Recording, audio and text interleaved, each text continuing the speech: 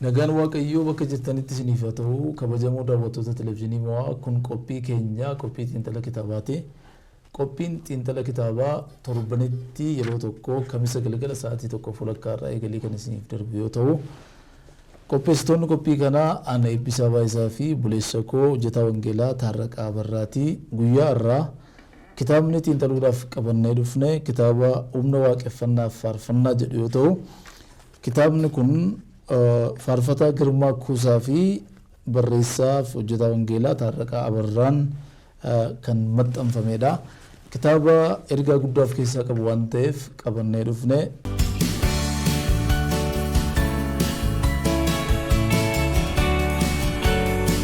Taarree barreessitoota kitaaba kanaa keessaati nama tokko kanaaf akka keessummaattan si ilaalarra baga nagaan dhufte. Baga nagaan dhuftee baay'ee gaariidha eebbakoo. Egaa kitaaba kana yeroo kanatti qabannee dhiyaachuu keenyaaf baay'een gammada. Maaliif waaqeffannaan maal akka ta'eef faarfannaan maal akka ta'e kitaaba baay'ee nu barsiisudha. Kitaaba kana immoo namoonni baay'een illee argatanii waan dubbisan natti hin fakkaatu. Kitaabi kun akkuma maxxanfannee meen gargaarsa abboota amantii namoota wangeelaaf gatii baasan iddoo garaagaraa jiran namoota namni yaadanne jireenya gadi bu'aa jiraatan barbaaduudhaaf kitaaba kennamedha yeroos. Kaayyoo ajaa'ibaati kun biyya keenya keessatti yeroo hundumaa kan garaan raasu abbootiin amantaa kaleessa gatii guddaa baasanii wangeela Kiristoos nu biraan ga'an irra irraanfatamaniiru. Yaa dhugaadha. Irraanfannee irra isa akka isaan jiranii yoo hawaasatti gadi baatee qorannoo gootee waan garaa si raasu argita dhugaa dubbachuudhaaf namoonni gatii guddaa baasan bara dukkanaa bara ari'atamaa bara wangeela Kiristoos dubbachuun bara nama hiisisu nama ajjeesisu lubbuu isaaniitti murteessanii ba'anii wangeela Waaqayyoo lallabaa kan turan yeroo rakkisaa yeroo dukkanaa keessa kan darban gootonni amantii har'a eessa akka isaan jiran hin beeknu. Baay'een isaanii dulloomanii umuriin isaanii baay'een gara gooftaa deemaniiru. Warrumti immoo lubbuudhaan jiran immoo attamitti jiru jedhee namni isaan gaafatu hin jiru. Baay'ee nama gaddisiisa. Gama kanaan dhaloota haaraa fi abboota gidduu banaan guddaan akka jiru argisiisa. Waan nutti gaddan natti fakkaata yeroo tokko tokko nan dhiphadha. Banaa kana cufuudhaa fi yaalii isin gootan baay'ee natti tola baay'een deggera. Kaayyoo guddaadha kun kitaabni kunis kaayyoo kanaaf kenname. Xiqqoo ishee wanti ani yaadu kitaabni kun akka beeksifamuu qabutti waan beeksifame natti hin fakkaatu. Galiin kitaaba kana abbootii amantaa dagatamanii jiraniif oola jedhamee yoo beeksifame namni kitaaba kana hin binne jira jedhee yaadu. Maaliif kaayyoo kana deeggaruun iyyuu mataan isaa hojii guddaa waan ta'eef kanaaf beeksisa irratti waan harkifate natti fakkaata. Yaa dhuguma immoo kitaabichi kitaaba dhugaa dubbachuuf kitaaba kana baay'ee itti dhimmineeti kan hojjenne. Girmaa jiroo dheeraa fudhannee kadhataa itti hojjenne halkanii guyyaa kitaaba ergaa baay'eedhaan dhangoomeedha. Nus yeroo kitaaba kana hojjennu sitti dura kaaftee yaadadha gara qilxukaarraan ta'e ala deema ture. Gaalamaan sadan kana nis garuma naannoo goorii deema. Waliituu deemnutu namoota wangeelaaf gatii baasan dur naannoo keenyatti dhufanii wangeela warri lallaban eessa jiru yaada jedhu kaasaa deemna turre. Sanumaan namoonni dur wangeela lallabanii gatii baasan har'a hojii waldaarraa kan geggeeffaman kan miindaa hin qabne kanatu barumsa kutaa tokko hin galiin wangeela kana nu biraan ga'an danuu isaanii jira.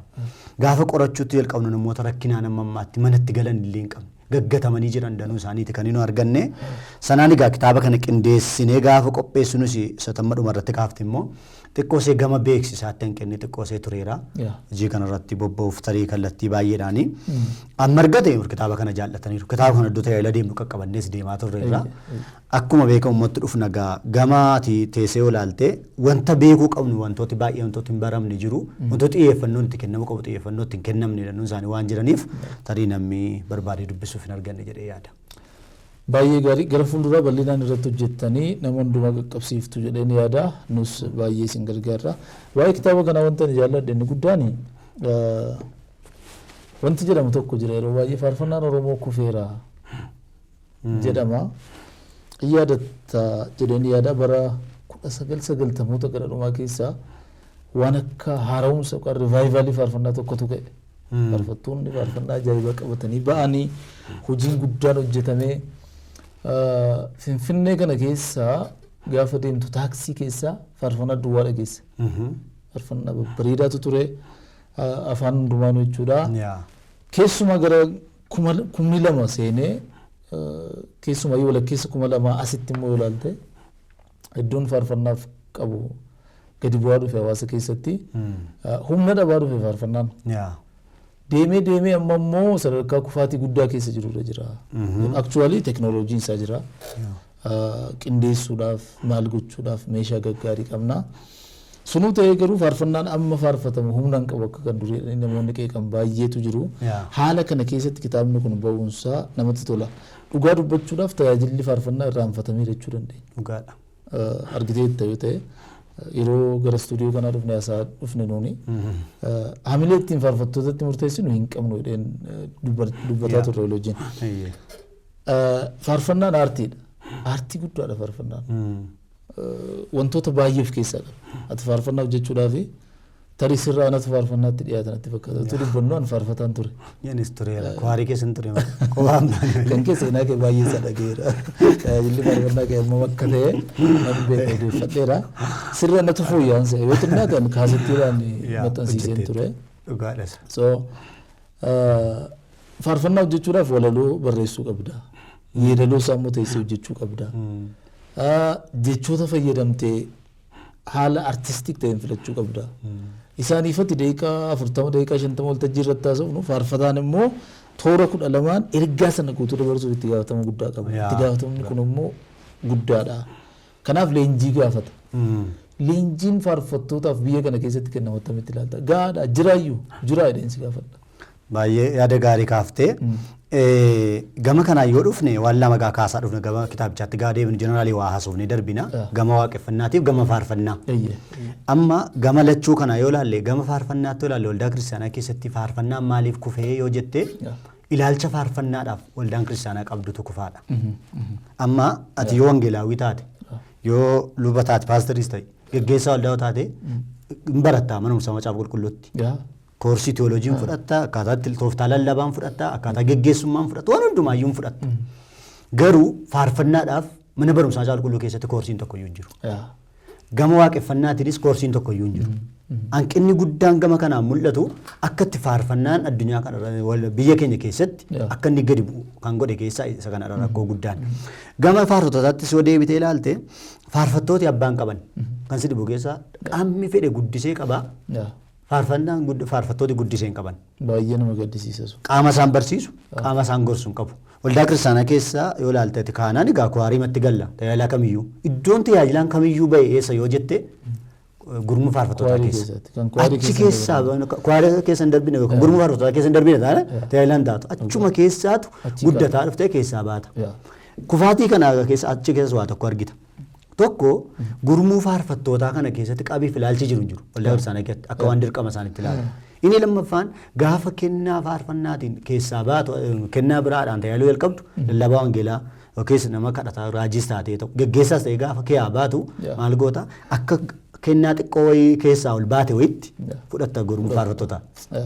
Namni gaafa mul'ataan baratu namni barate namni kennaa ayyaana gurguddaatti gaafa guddataa deemu gurmuu faarfattootaa keessaa yookiin faarfannaa keessaa ba'uun faarfannaan akka inni iddoo dhabu hawaasa kana keessatti godheera. Gama biraadhaan fudhadha. Faarfattoota fudhu. Faarfattoota qophaa faarfatan. Qophaa leexaa faarfatanii kennaa faarfannaan dhufaniitu takkadhaniitu luba ta'u yookaan wangeelaa ta'u yookaan paasterii ta'u yookaan geggeessaa ta'u isa boodoo kennaa faarfannichaa lafa kaa'u. Kennicha fudhatanii wajjiniin hin guddatan. Yooti paasterii taate yooti lallabaa wangeelaa taate yoo eessa geggeessaa taate faarfattoota wanti qaanessu hin jiru. Eessatti waan nurraa eegamudha.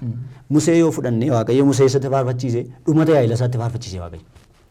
Macaafa qulqulluu keessatti fakkeenya guddaa nu ta'a. Macaafa keessa dibii boqonnaa 31 lakkoofsa 17. Faarfannaa kana caafiiti saba kana faarfachiise. Museen du'aayiraa. Argite nuyi warri kaan tajaajilatti hin jalqabne faarfannaa gannee keessaa baala.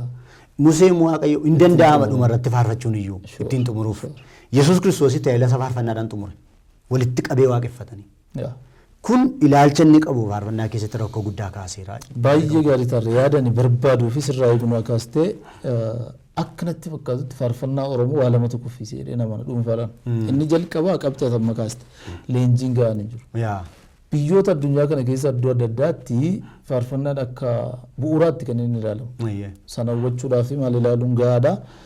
waaqeffachiiftonni yookaan faarfattoonni gurguddoon akka addunyaatti jiru jedhaman baay'een isaanii faarfannaa irratti barumsa gadi fagoo fudhatanii maastarsiitti hojjetaniiru. PhD isaanii kan itti hojjetan lakkoofsan qaban. PhD isaa faarfannaa qofa irratti hojjetee dhufeetu waaqeffachiisa. Taayaa dhigaa amma akka inni barate walaloo akkatti barreessan akkatti jechoota filatan akkatti toora qabsiisan akkatti immoo yeedaloo isaa qopheessan waan hundumaa gadi fageenyaan barateera jechuudha. Kanaaf faarfannaan namni akkasii qopheessu afurri waaqayyoo hin gargaara faarfannaa akkamii akka inni ta'u taayaadha.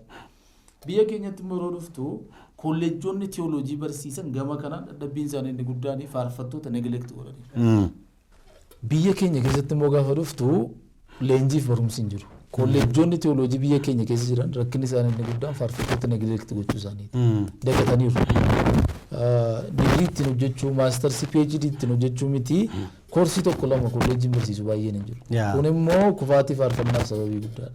Faarfattoota komachuu keenya dura, qeequu keenya dura yoom barsiifne, yoom leenjisne komannaa wanti jedhu ka'uutu irra jiraata. Faarfannaa kuffiseera jedhee qabxeen itti amanu inni lammaffaan immoo faarfattoota keenya gidduu tiimoorkiin hin jiru. Afurri wajjin hojjechuu hin jiru. Isa kana hin argina. Morkii argina jechuudha. Ababbaan karaa mataa isaa deema. Karaa mataa isaa walaloo barreessa, karaa mataa isaa yeedaloo barreessa, karaa mataa isaa dhaqee istuudiyoo sobsiisee maxxansa. Gaafa ba'u hojiin nama tokkoon hojjetamu humnaan godhatu. Namni tokko nama tokko. Waan hin dandeenye situ danda'a. Waan ati hin dandeenye natu danda'a. Walitti dhufnee gaafa wajjin hojjennu hojiin keenya hundumtuu humna godhata. Faarfannaan immoo amaluma isaatiin tiimoorkiidhaan hojjetama. Biyya keenya keessatti immoo rakkinni jiru inni guddaan leenjiif barumsi faarfattootaaf kennamu dhibuu isaati. Kolleejjoonni teoloojii keenya baay'een isaanii yoo argite sadarkaa digiriitti, maastarsiitti, PhDtti barsiisuu miti koorsii tokko lama iyyuu hin kennan. Sun kufaatii guddaadha. Kanaaf faarfannaan Oromoo akkas ta'e hin kufe jennee komachuu keenya dura, qeequu keenya dura eenyutu faarfattoota irratti hojjete, eenyutu barsiise, eenyutu leenjise isa jedhu ilaaluutu barbaachisa. Lammaffaa kufaatii faarfannaaf sababa ta'a jedhee kan inni yaadu faarfattoota keenya gidduu waliin hojjechuun hin jiru. Hafuurri garee tiim ispiriitiin hin jiru. Faarfannaan uumamuma isaatiin hojii namni tokko hojjetu miti. Hojii gareedhaan hojjetamu. Namni tokko walaloo baay'ee barreessuu danda'a yoo ta'e sagalee immoo qabaachuu dhiisuu danda'a. Kanaaf muuxannoon biyyoota alaarraa fudhannu yoo jiraate namni dandeettii walaloo barreessuu guddaa qabu walaloo barreesseetu nama sagalee gaarii qabuuf immoo walaloo kenna. Namni immoo uumamumaan yeedaloo hojjechuu danda'u immoo jira. Walaloo barreessuu hin danda'u ammoo sagalee gaarii hin qabu yeedaloo barreessuu garuu hin danda'a. Yeedaloo hojjechuu. Namni akkasii immoo faarfata walaloonni tokko barreessee yeedaloo gaarii irratti hojjeteetu isa sagalee gaarii qabuuf kenna. Akka kanatti walitti dhufnee gareedhaan gaafa hojjetamu wanti gareedhaan hojjetamu hundumtuu waan guddaadha. Isaan kana lamaan hidhee yaada akka seensaatti amma kana erga jenne gara qabiyyee kitaabichaatti yoo dhufne gaarii natti fakkaata. Kitaaba kana irratti mata duree baay'eedha kan isin kaastanii dhimma baay'ee irratti barreessitaniittu haala baay'ee ifaaf salphaa ta'een kan isin ibsitanii namatti tola kitaabni kun.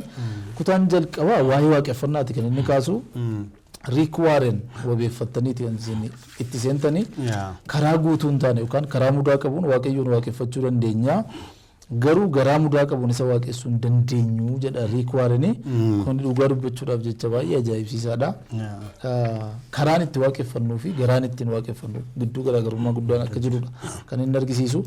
Walumaa galatti akka barreessaa kitaaba kanaatti waaqeffannaa jechuun siif maal jechuudha attamitti ibsita? Mee gaaffii kana naa deebisi. Okay. Kitaabni kun akkuma kaaste paartii lamadha kan inni qabu. Gama faarfannaa faarfattootaaf gama waaqeffannaa. Kutaa jalqabaansaa dhimma waaqeffannaa irratti kan inni xiyyeeffatu. Waaqeffannaa irratti immoo yeroo xiyyeeffannu isa jalqabaa waaqeffannaa maal akka ta'e baruudha. Kanaaf waaqeffannaa jechuun ati ulfinati waaqayyoof dhiyeessituudha. Waaqeffannaan tokko guutuu kan ta'u yeroo baay'ee quba harka keenyaati kaasnee fudhachuu dandeenyadha. Waaqayyoon jajattee waaqayyoon galateeffachuu sammuu qabdu mormuu namaa kadhachuu kana ofii kadhachuudhaan kanati waaqeffannaa waaqeffattu. Faarfannaa keessas kana guutummaa isaatu jira. Jireenya waldaa kiristaanaaf namoota kiristaanotaatti yeroo deebinu wanti godhamurra jiraatu waaqeffannaa jechuun paartii faarfannaa duwwaatti ilaalamuu hin qabu. Yeroo tokko immoo waldaa keessa argiteetta yoo ta'e amma yeroon kun yeroo waaqeffannaati warri waaqeffachiisan baane waaqoon waaqeffachiisu akka jechuun inni nu isla geggeessaa dhufne gootummaan isaa waaqeffannaa miti jiraa jechisiisaa ilaalcha dogoggoraati yeroo kanallee faarfannaadhaan waaqayyo waaqeffanna jechuu dandeenya maaliif yeroo sabi jajataa ture yeroo sabni waaqayyoon galateeffachaa ture sagalee waaqayyootiin waaqayyoon jajachuudha kaayyoon kennu guddaa waldaa keessatti yeroo wantooti garagaraan barbaachifne galanii waaqeffannaa hanqoo yoo godhaniyyuu sirni waldaa kiristaanaatti geggeeffamu hundumtuu waan ulfina waaqayyoo mul'isu ta'u irra jiraata maalii ka'ee kan itti waaqayyoon jajattu utuu waan sii godhameen hin daangeffamin jajatta galateeffannaatti yoo dhuftu immoo dhuunfaa keetii waan sii godhame tarreessitee galateeffatta gara waaqayyoon kadhachuutti yeroo dhuftu immoo qalbii diddiirrachuutti dhuftu kan itti qalbii diddiirrattuuf inni si caalu kan akka yakkiteef akka jechuummaa jechuudha barteeti guddummaa waaqayyootiif of dhiyeessaa jirta kadhachuutti yeroo dhuftus maalitti akka inni si caalu amanuu keeti waaqayyoon kadhachuu danda'u namni waaqayyoon kadhanne jira kaa namni cubbuu isaanii manne jira cubbuu hojjete namni waaqayyoon hin kadhanne jira la kan jiraatu namni seexana wajji walii galee jiru jira gochiti gootu hundumtuu caalmaa waaqayyoo mul'isuu danda'udha kanaaf waaqeffannaan sirna kamiin hundumaa geggeeffamudha inni gara biraanii waaqeffannaa keessa dhufnu maal argina waaqeffannaan dhiyeessaa jalqabaa itti waaqeffannaa keessatti yerootti mana waaqayyoo iddootti walgahii naqee waaqeffadha jettu hafuura waaqayyoon barbaaduuti ati hundumaa gantee caalmaa waaqayyootiif iddoo kennitee dhaquu keeti waaqeffannaan yaada gara fuula waaqoo dhaquudhaaf dhiyaachuu keeti nan jilbeenfadhee kadhadhootti yaadi kee sadarkaan itti booji'ame ka'ee waaqeffannaadha kanaaf akka kootu waaqeffannaan waan hundumaatti qindeessee wantoota ulfina waaqayyootiif dhiyaatu yeroon akka jedhamu wanti waldaa keessatti geggeeffamu hundumtuu ulfina waaqayyoo mul'isaa miti waan hundumtuu ulfina waaqayyoo mul'isoo ta'e waldaa barkeenya kee wantoota tokko jiru wantooti namaaf maaliif goggodhaman isaan kanatu hin taane hojiin guddummaa waaqayyoo mul'isu kamiyyuu waaqeffannaadha faarfannaanis isaan kana keessaa maanni qaama waaqeffannaa keessaa tokkodha isa waa'ee faarfannaattis bal'inaan egaa seensa kaafneerra torbee immoo faarfannaa irratti bal'inaan hin kaafna baay'ee gaariidha namni isin asirratti maqaa isaa wabeeffattan kun Pastor Rick Warren kitaaba isaa kan afaan Oromootti jireenya kaayyoon hoogganamu jedhu keessatti iddoo wabeeffanneerra yoo asirratti ibsu maal jedha yeroo baay'ee waaqeffannaa gochaawwan waldaa kiristaanaa keessatti ta'anitti gadi buusnee ilaallaa jedha waaqeffannaan garuu sanarra darbaadha jireenya keenya keessatti wanti nuun ulfina waaqayyoof goonu hundumtuu waaqeffannaadha hiikni sun waan baay'ee na barsiisanaan ulfina waaqayyoof haa ta'u malee hojiin nuun ulfina waaqayyoof goonu hundumtuu waaqeffannaadha irra rafta yoo ta'e ulfina waaqayyoof rafta waaqeffataa jirta maaliif gochi sun ulfina waaqayyoof waan ta'eef Martin Luther King Jr. barreeffamoota isaa keessaa isa tokko irratti maal jedha dubartiin karaa dhiqxullee karaa asfaaltii dhiqxullee hojii hojjettu sana ulfina waaqayyoof gochuu qabdi akka waan waaqayyoof hojjechuutti lakkooftee ulfina waaqayyoof hojjechuu qabdi kanaaf wanti ulfina waaqayyoof ta'u hundumtuu waaqeffannaadha jedheeti kan inni ibsu isinis kitaaba kana asirratti wabeeffataniitu waan ta'eef baay'ee ibsitaniitu baay'ee gaariidha sunni itti aansinee qabxiin kaasuu qabnu qabiyyee waaqeffannaa kan jedhu keessumaa fuula 11 irratti qabxii murtaa'e keessaniitu mee waa'ee qabiyyee kana daawwattoota keenyaaf akkati gabaabsitee ibsitu sa'aatiin keenya deemaa jira gabaabaa irratti qabxii kana irratti akkati qabiyyee waaqeffannaa jechuun waan muraasa kan nuyi keenye kanaan daangeffamaa miti sumuna amma waa'ee waaqeffannaatti kaasaa turreedha maanni lallaba lallabni gosa baay'ee qabate lallabdu just guddummaa waaqayyoo duwwaa lallabuu dandeessa lallaba waan ta'eef yeroo guddummaa akka duwwaa lallabdu hin jajjatte waaqayyoon sabni kun akka waaqayyoof bulu yeroo dubbattu qajeelummaan qulqullummaan jiraachuu waaqayyo yeroo lallabdu waaqayyo qulqulluu ta'uu isaa ibsuu keeti ani qulqulluu akkuma ta'e isin qulqulluu waan ta'eef waan gootu hundumaa kanaaf barsiisaa lallabaanis waaqeffannaa keessaa isa tokkodha yeroo dubbii waaqayyo dubbisnu maaliif argina sagalee waaqayyo yeroo bannu guddummaa waaqayyo argina hojii waaqayyo hojjetee argina kanaaf waaqayyoon waaqeffachuu keessaa tokko yeroo kadhannu gaa kadhannaanis paartii sana keessa faarfannaan horii keenya kennuudhaan waaqeffachuu maaliif kakuu haaraa keessatti qoosee gara fuula duraatti kan nuyi kaasuu dandeenyu waaqeffannaa keessatti qabxoota baay'eedhaan kaasuu dandeenya maanni waaqeffannaan aarsaa dhiyeessuudha fakkeenyaaf kakuu haaraa moofaa keessatti aarsaa 5 dhiyeessu turan saba Israa'el keessa qajeelsumaan hin kaasa aarsaan cubbuun dhiyaata aarsaan yakkaan dhiyaata aarsaan gubatuun dhiyaata aarsaadhaaf aarsaan galataan dhiyaata aarsaan midhaaniin dhiyaata aarsaa kana 5 dhiyeessina Kiristoos gara biyya lafaa dhufuu isaatiin aarsaa cubbuu keenyaaf dhiiga dhangalaase nu fayyisuudhaaf. Inni lammaffaan immoo aarsaa yakkaa. Yakka keenyaaf jecha cubbuu nama hundumaa fudhateetu yakka hin qabaatin ol ba'e. Aarsaa gubamutti kan inni dhufe immoo lubbuu isaa aarsaa godhe. Ofii isaatiin jireenya isaa aarsaa gochuu isaatiin du'uu isaatiin jechuudha. Gara aarsaatti gaadhumu waaqeffannaatti gaadhumu kakuu haaraa keessatti maal goona aarsaa galataa qabna. Kan nu dhiyeessu jiraatu. Aarsaa galataa dhiyeessina. Aarsaa galataa kan waaqayyoon jajannee waan gochuu qabnu goonee waaqayyo waaqeffanna. Aarsaa midhaan jechuun nama hojii gaarii hojjechuudhaan isa kana dhawrii kennuun waldaa kiristaanaa deeggaruuf ta'uu danda'a. Nama rakkate gargaaruudhaan fayyuuf nama gargaaru. Erga fayyinee garuu nama rakkate gargaaruun waaqeffannaa keessaa tokko hojii gaarii tokko waan ta'eedhaaf. Akkuma kana kennaawwan hafuuraatti fayyadamuudhaan nuti gara waaqeffachuu dandeenya. Jastii ati afaan haaraa waaqa ofii kenneen afaan haaraa dubbatti waaqa waaqeffachuu dandeessa. Ati waaqayyo waaqeffannaa dhaqa. Kennaa waaqa faarfannaa sii dhufe mini sabaaf faarfachuutu hin taane ofii keetii faarfata waaqayyo waaqeffachuu. Yeroo faarfataan tokkochi bahu mataa isaatii waaqeffata. Amantoota waaqeffachiisu. Amantoota kan waaqeffachiisu waaqayyoodha. Namichi ofii waaqeffata numma duukaa buunee waaqayyo waaqeffanna. Kanaaf kanaanis waaqayyoon waaqeffachuu dandeenya. Baata gooftaa hirmaachuudhaan mootummaa qophaa'u keenya kun hundumtuu qaama waaqeffannaa keessaa tokkodha. Baay'ee gaariidha taarre hubannaa guddaadha kan uumaa jirtu. Waaqeffannaan yeroo ka'u hubannoo dogoggoraa qabnurraa kan ka'e gara faarfannaatti xiqqeessinee kaasna. Waaqeffannaa gaafa jedhamu akkuma amma kaafne hin faarfanna waan jennu namatti fakkaata. Faarfannaan akaakuu waaqeffannaa keessa tokko malee qobaasaa miti jenna. As keessatti waa'ee meeshaa muuziqaa kaastaniittu hariiroo faarfannaaf muuziqaa gidduu jiru kan jedhu. Hagamitti deema hariiroon meeshaa muuziqaaf faarfannaa gidduu jiru. Meeshaa muuziqaa malee faarfachuu hin danda'amu. Baay'ee yaada gaarii kaafte. Waaqeffannaa keessatti yeroo dhufnu bara keenya asirratti kaasneera fuula 47 booda. Maal kaafne waaqeffannaa teekinooloojiidhaan hoogganamu. Maanni bara nuyi amma kee jiraannu kana keessa waaqeffannaa baay'een teekinooloojiitti hirkataadha. Iddoo baay'eetti yoo teessee ilaalte ta'e namooti baay'een fakkeenyaaf faarfannaa fudhanna waaqeffannaadhaaf. Gurmuu faarfataa jira jenna. Achii meeshaan muuziqaa kiiboordiin ka'ee jira sagalee guddiftuun jiru hundumtuu. Oo isanii sabis oo'ee waaqeffata. Meeshaa yeroo jiru jechuudhaan fannaaraan gubaa'ee kee jira ililleen jira sochiin jira. Achuma tun kaya agarsiise natti tola faarfannaa barsiisu yeroo baay'eetti agarsiisa.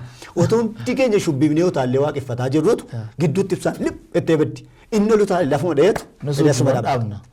Dhaabata lafa jirutti. Inni si lafaan haaraasa'u ibsaati irratti badi. Inni silee lilchaa edee machumatti sii dhaaba. Inni silee utaala qaxxa edee dhaabbatu hundumtochitti googe. Akka wanta namummaan namaa kun sokkeettiitti sakkaa'amee jiru muuziqaadhaan jiru. Hafuura waaqoon tun taa'e teekinooloojiidhaan. Akkuma kanaan waldaa keessa ilaali akka tasaa ta'ee kiiboordiin badu waldaa keessa kiiboordiin faarfattooti gaafa badu faarfattooti isiin faarfatan maanni kan isaanii guddaan meeshaa muuziqaati wajjin meeshaa muuziqaa dogoggora jechuu komiti isa gaafa girmaa wajjin haasoo dandeenya iddoo itti beeka iddoo tokko deemnee iddoo tokko girmaa wajjin kaasna kiiboordiin asiin dhufu waldaa keenya jedhan waldaa keenya namumti kiiboordii taphata dhufuun qabu jedhan maal malee kiraaraan malee muraansiidhaan. Gannaa faarfataa dhabaniitu girmaa margatan. Girmaa wajjin nannee girmaan kiraaruma fudha. Kiraara naa qopheessaa gaarii gamman qabu. Maaluma ta'a kiiboordiin kiiboordii jechuun bakka inuma maqaa kana mi'a seexanii fideedha biyyattii. Hin ta'uudhaan garuu maal jechuun barbaade akka nuyi itti fayyadamnu waan hundumaayyuu. Akka nuyi itti fayyadamnu murteessaadha. Kanaaf waan hundumaa keessatti beekumti guddaan iddoo itti gonnu nurra jiraatu meeshaa kana fuunee hafuura keenya itti maxxansuu hin qabu. Yoo meeshaan dhabames faarfannaanis jiraachuu waaqeffannaan jiraachuu. Dhaloota haaraa bara keenya jiraattu keessa yeroo baay'ee kan dubbatu dhaloonni waldaatti dhalanne warra waldaatti dhalateedha. Hin amanne dhaloonni baay'een abbaa isaatu qeesiidha wangeelaawidha. Waldaatti amananii matu waldaatti amanan dhufee faarfannaatti gale. Isa akkasiitu meeshaa waldaadha badee waldaa siin taa'u. Taa'ee waldaa ma badee qimee ammatu magaalaa tokko keessaa waldaan hundumtuu meeshaa dhabdee waldaan tokko qabaatte dargaggeessi iddoo meeshaan sun jiru dhaqa. Kun dogoggorachuu qabdi garuu waan hundumaarra kan caalu muuziqaa meeshaalee muuziqaa caalaa ergichatti iddoo kennu ayyaanatti iddoo kennu waaqayyo waaqeffachuutti xiyyeeffachuun hundumaarra caalaa meeshaan muuziqaa kiiboordii waamis kamis jiraachuu danda'a amantaan tokko immoo kiiboordiin waaqeffatamu meeshaa ribuu qabu ni daawit harana 46 isaarratti meeshaa ribuu qabu jedhu kiiboordiin meeshaa ribuu qabudha hin danda'amatti waaqeffachuu dhowwuu hin qabnu gululleef kiraara maanis fudhanne hunduma isaa garuu ulfina waaqayyootiif bitu. Isa nutti kenname waaqeffannaa keenya isa caalchisuu danda'utu nurra jiraataadha. Baay'ee gaariidha. Ani wanti na yaachisu haayilii dependent baay'ee itti hirkanneeti kan nu jirru. Yeah. Attachmentii nuu fi meeshaa muuziqaa gidduu jiru baay'ee sodaachisaadha. Jalqabatti waldaan kiristaanaa rezistaantii turte baay'ee yeroo teknooloojiin kun dhufu baay'ee mormaa turte. Seenaa keessatti yeroo jalqabaatiif faarfataa Darajjee Kabbadee kiiboordiidhaan gaafa kaasetti hojjete namni akka hin binne jedhanii waldoonni baay'een maaliif meeshaa seexanaatiin hojjete waan ta'eef jedhame. Sana irratti gidiraa guddaa akka arge abboonni amantiin dhugaa ba'u ammarraatti. Rezistaansiinis hin barbaachisu. Meeshaan bara duriis bara Elsaayi maal jedhee nama kiraara taphatu naaf jedhee meeshaadhaan waaqeffachuun jira. Garuu sadarkaa barbaachisu ol irratti hirkachuun barbaachisaa natti hin fakkaatu. Meeshaan jiraates jiraachuu baates akkasumatti waaqeffachuu hin danda'amu. Ammasuma waa tokko keessatti dhimmi keenya inni guddaa dhimmi waaqayyoo inni guddaa laphee keenya malee meeshaa keenya natti. Meeshaa keenya miti. Tasuma waa tokko kaasuudhaaf amma yeroo ammaa waldaan kiristaanaa cufaadha. Kiiboordiin tuttunuu guutan dhumtu meeshaan guuteewu yeroo kana hin barbaachisu. Waaqeffannaa manaatti galli. Gaafa mana keenyatti waaqeffannaa maatiitti deebinamu kiiboordii maatiidhaan qabaachuu danda'u biyya biraa qabaachuu danda'u biyya keenya hin jiru. Kiraarruu dibbee hin qabnu miti. Akkasumatti waaqayyoo waaqeffachuu danda'u. Maatii keenya wajjin faarfata. Ani waa tokko na waa eebboo yeroo durii waldaa baadiyyaa keessa jiru waa tokko yaada. Dibbeetu jiramni. Dibbee jiru kana duwwaan akka nuti waaqeffannatu joko duraan bidu. Sochii namni kumaatamni jiru kun sochiin uumeetti waaqeffatu si. Baay'ee. Sochiin jiru amma teessoon caccabutti maal jedhutti. Istaayilii jijjiirteen faarfannaachitti qaxxalama amma furri waaqos waaqeffachiise waaqeffatu. Dhugaa. Isa kana deebisu waaqeffannaa maatiitti ka waaqa yeroo ammaa nu deebise kanaaf ilaata. Waaqeffannaa dhugaatti nu fiduu fi waaqeffannaa keenyatu teekinooloojiidhaan hoogganamaa jira. Akka itti fayyadamaa wallaalle. Amma garuu mana keessatti maatiin ijoollee qabu wajjin faarfatee sagalee waaqoo dhaggeeffatee akka barbaachisummaa isaatti waaqeffachuu danda'u. Sagalee guddiftuun hin jiru yoo ta'e iyyuu hafuurri waaqonni guddaan nurra akka jiru beekudha.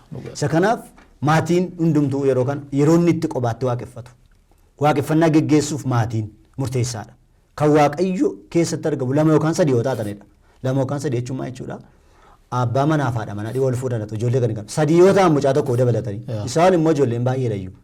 Waaqeffannaan nama lamaanuu hin danda'amu waan ta'eef yeroo kana keessatti ituu meeshaan hin jiraatin iyyuu waaqayyo jiraachuu isaa mul'isuun nurraa eegama jedhee yaada. Dhugaadha.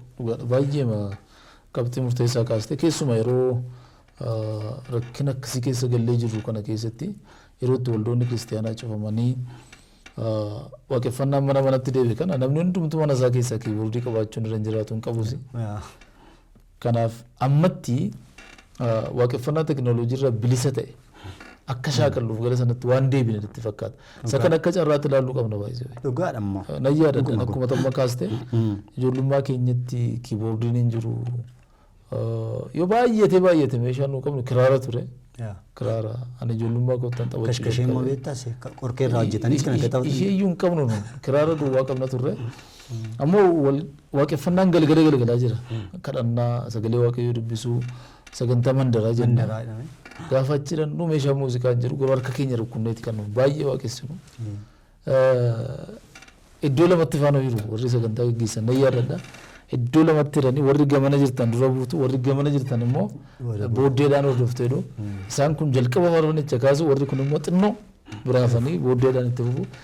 Akkam akkatti bareedu sitti himuu danda'u. Akkam akkatti namatti tolu. Akkam akka laphee namaa tokko sitti himuu danda'u. Amma garuu teknooloojii baay'ee qabna. Meeshaa ammayyaa baay'ee qabna. Garuu garaan bira sana ture waan jiru natti hin fakkaatu. Barbaachisaan sanadha.